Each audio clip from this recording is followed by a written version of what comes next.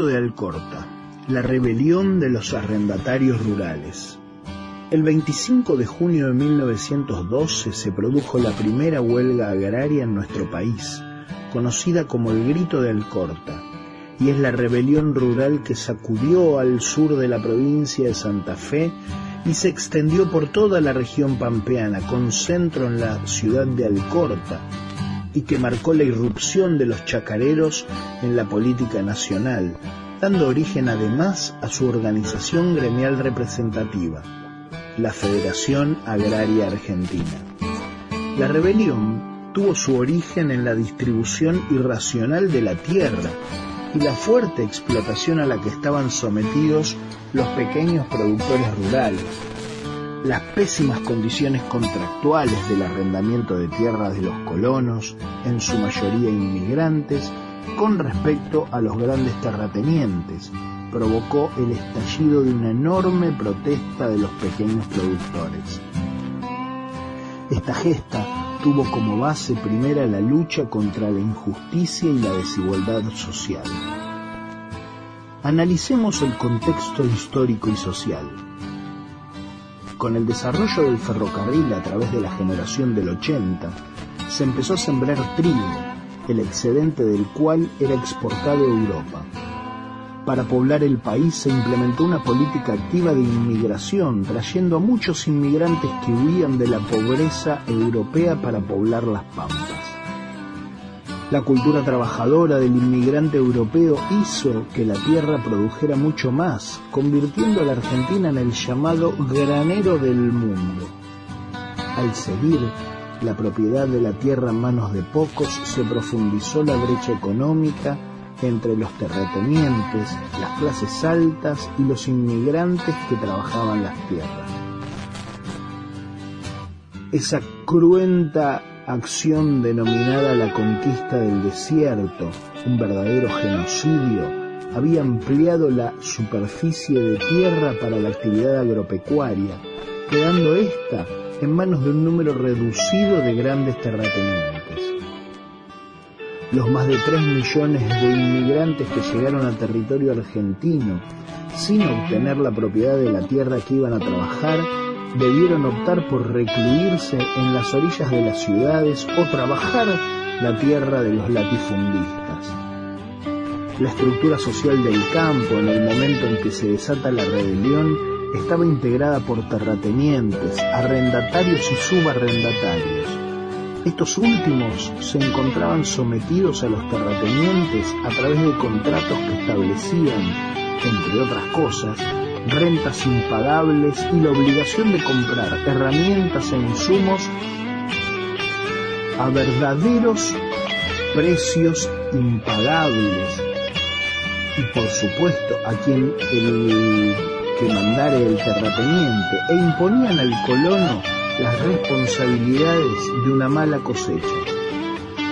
Se llegó a un punto en que por más que el colono trabajara de sol a sol y por buena que fuera la cosecha, al final de esta no le quedaba ni lo más elemental para subsistir. El estudio del gran Juan de Alemacé, llamado La condición de las clases trabajadoras, de 1901, es una radiografía clara del tratamiento infrahumano que recibían los colonos. El proceso que desembocó en el Grito de Alcorta fue muy complejo. La mayoría de los arrendatarios y medieros eran extranjeros, que en algunas zonas llegaban al 80%, y en el campo primaba el individualismo y la desconfianza, lo que dificultaba la organización gremial. A su vez, esa ley represiva llamada Ley de Residencia, que permitía la deportación de extranjeros, causaba muchísimo temor. A pesar de esto, a principios de 1912, los chacareros organizaron sus primeras reuniones, ayudados por sindicatos de estibadores y oficios varios, centros de estudios sociales dirigidos por anarquistas y los lincheras, denominados braceros, que tenían una gran tradición de lucha. El detonante del Grito de Alcorta fue la formidable cosecha de 1912, al comprobar los chacareros que luego de pagar las deudas nada quedaba para ellos. El grito. El 25 de junio de 1912 se realizó una asamblea en la Sociedad Italiana de Alcorta, de la que participaron alrededor de 300 agricultores, y entre manifestaciones combativas se declaró la huelga por tiempo indeterminado, hasta conseguir, entre otras reivindicaciones: 1. Rebaja general de los arrendamientos y aparcerías. 2. Entregar en las aparcerías el producto en parva o troje, como salga. 3. Contratos por un plazo mínimo de 4 años.